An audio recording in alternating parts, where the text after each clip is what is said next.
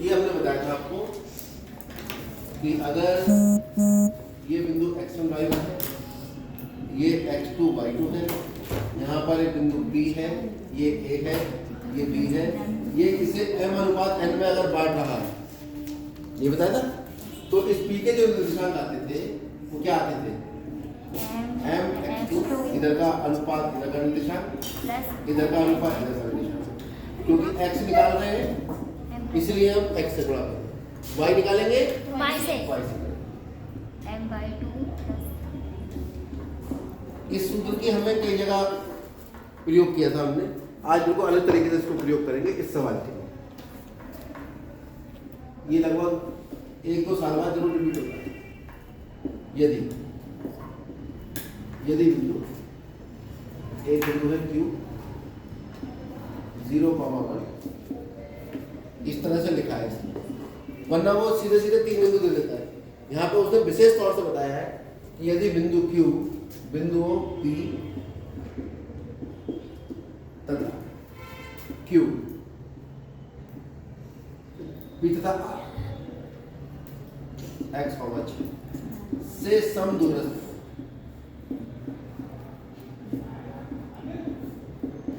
तो x का मान है, ये अलग टाइप का होगा। अब ये और सवाल ये थोड़ा अलग तरीके का सवाल होगा।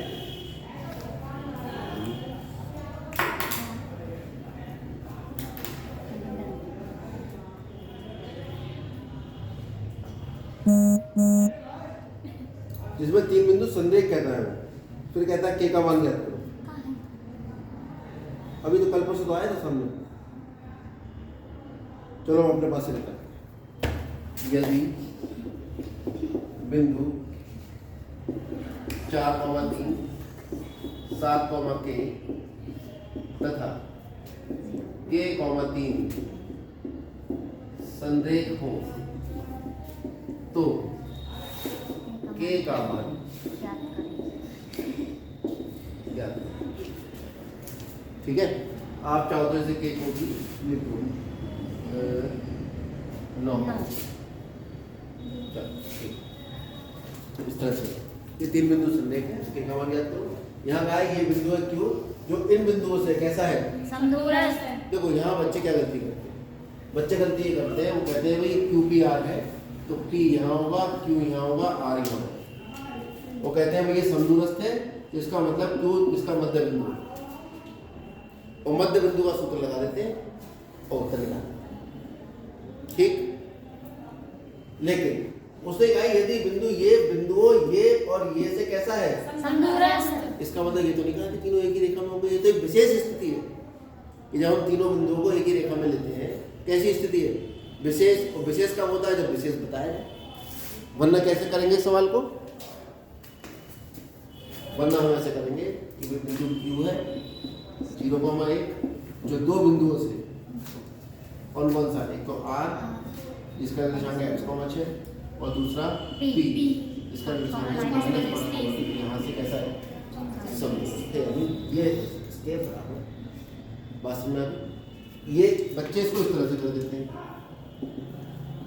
वो कहते हैं ये इसके बराबर, तो ये हो जाता है गलत और ये है सही।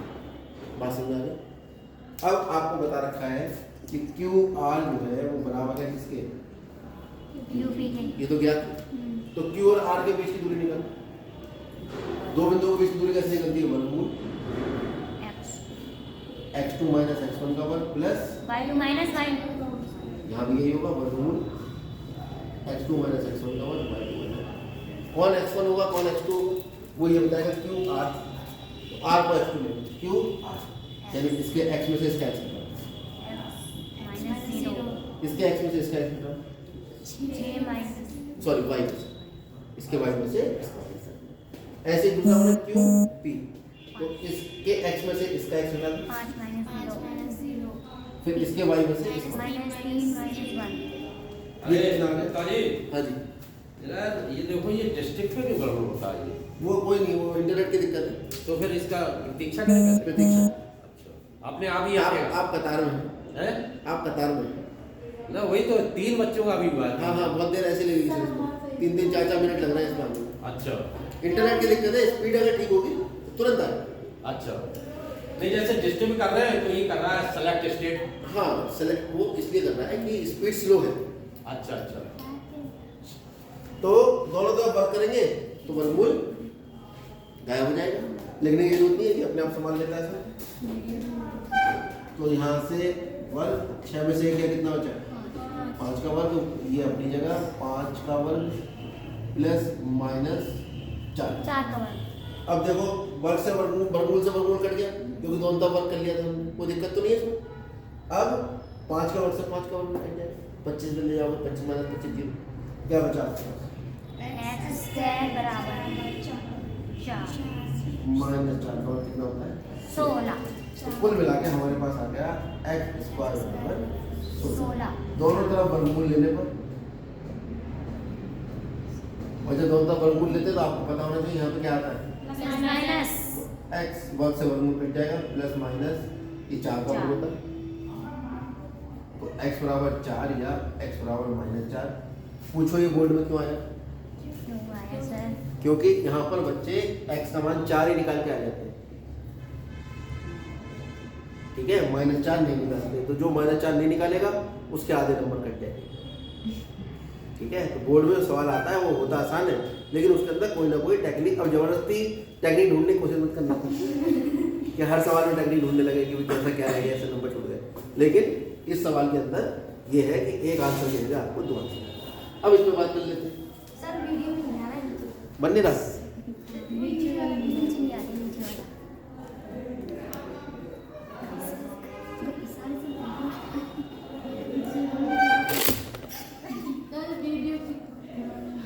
कोई बात नहीं, चलो आगे बढ़ो।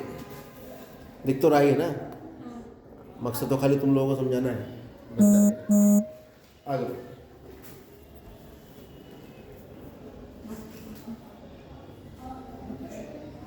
हाँ ये मिल गया,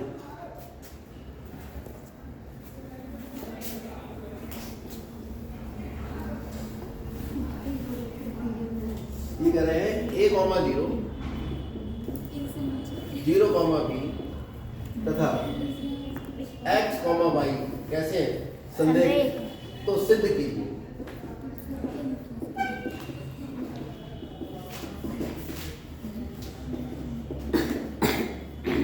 ये सही, ठीक है। आप इसकी टेक्निक समझ लीजिए, वो ऐसा भी हो सकता है इसमें इससे पहले सवाल लिखा था, k लिख दिया था, k का मान ज्ञात करो, ठीक। क्या है टेक्निक कि हमारे पास 3 बिंदु, पहला बिंदु है a, 0, दूसरा है 0, b और तीसरा है x, और ये तीनों संदेह है, यानी एक ही रेखा पर स्थित है। एक को p कह देते हैं, एक को q कह देते हैं और एक को r कह देते हैं अपने मन से, ठीक। क्या क्या पता है हमें, याद है कि क्योंकि p, q एंड r कुलीनियर, संदेह को क्या कहते हैं, कुलीनियर, हिंदी में कहते हैं यार ये कुलीनियर है। कुलीनियर है तो क्या है, तो कुलीनियर है तो एक तरीका तो ये हो सकता है कि इन दोनों के बीच की दूरी, इन दोनों के बीच की दूरी, इन दोनों के बीच की दूरी, इनके बीच की दूरी, इनके और इनके बीच की दूरी का योग। जो बच्चा इस तरीके से करता है उसका उत्तर कभी नहीं आता है, और अक्सर हम कॉपी चेक करते हैं 2-3 पेज बच्चा इसमें खराब कर देता है क्योंकि सवाल हल होना बंद होता है। सही तरीका क्या है, आप विभाजन सूत्र का प्रयोग करें। मान लेते हैं, माना बिंदु 0, b PR को m/n में विभाजित, वो भी अंत है, अंतरिखंड समझ जाओ, क्या लिख दें, चल रहने दो। चलो लिख दें अंतर्गत कितने अनुपात में, m/n। तो अगर ये Q PR को m/n में अंतर विभाजित करता है तो विभाजन सूत्र से किसके निशान निकाल सकते हैं हम, Q के, ठीक। तो विभाजन सूत्र से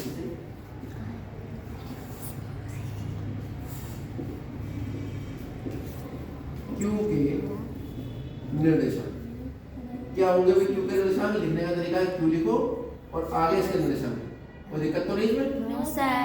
तो क्या तरीका था Q के निर्देशांक निकालने का, इधर का अनुपात गुणा इधर का x निर्देशांक mx प्लस इधर का अनुपात गुणा इधर का x निर्देशांक एन ए बटे अनुपात के योग कॉमा इधर का अनुपात गुणा इधर का निर्देशांक एम बाई प्लस इधर का अनुपात इधर का निर्देशांक N zero upon n plus n M. अच्छा एक क्यू हमने ये निकाला और एक क्यू हमें सवाल में दे रखा और दोनों क्यू कैसे हैं क्यू के निर्देशांक हैं तो आपस में कैसे होंगे बराबर ठीक है परंतु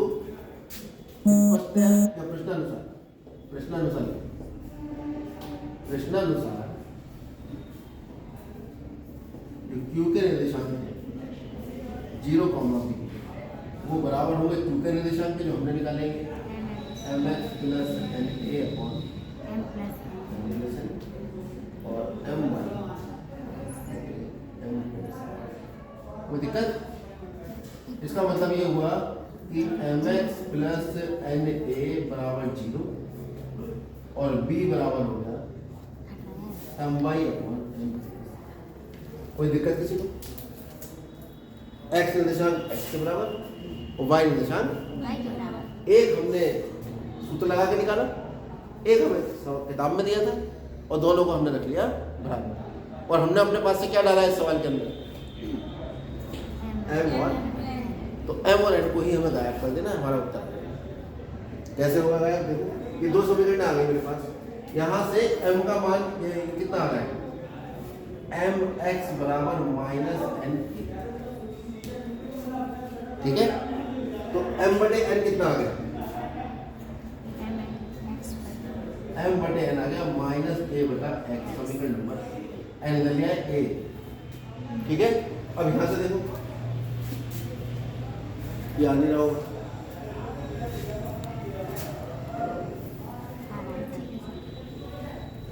अब आया हमारे पास b equal to M Y upon M plus N multiply करो b into M plus N बराबर एम कितना आ गया B M plus B N बराबर एम एक तरफ B N M Y M common क्या बचा तो एम बटे एन कितना आ गया B upon Y minus B बराबर एम। n अब समीकरण 1 और 2 की तुलना करना तुलना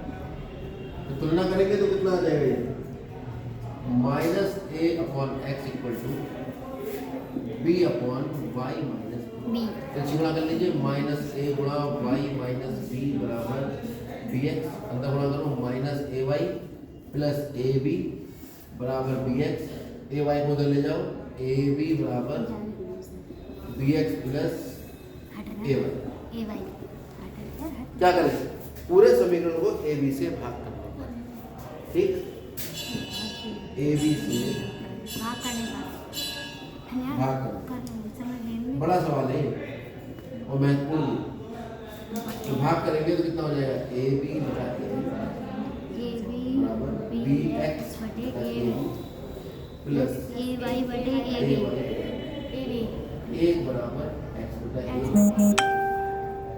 बीच में कट होगा तो एक्स बटा ए प्लस वाई बटे वाई वन ये आपको आंसर इसका एक आसान तरीका भी हो सकता है आपको वो पहले क्यों नहीं बताया ठीक है वो इसलिए नहीं बताया कि जनरली हम अनुपात जो है वो एम अनुपात एन ही मानते हैं लेकिन अगर हम यहाँ पर इसको के अनुपात 1 मान लें क्या मान लें तो 2 की जगह हमारे पास एक ही वेरिएबल रहेगा के फिर के का मान यहाँ से निकालो के का मान यहाँ से निकालो दोनों को बराबर रख लो आपको ये जो मैंने लिखा है एम अनुपात है इसको क्या लिखोगे के अनुपात 1 तो ये के होगा और ये 1 होगा देखो इससे भी कर लेते हैं ये इतनी जगह आ जाए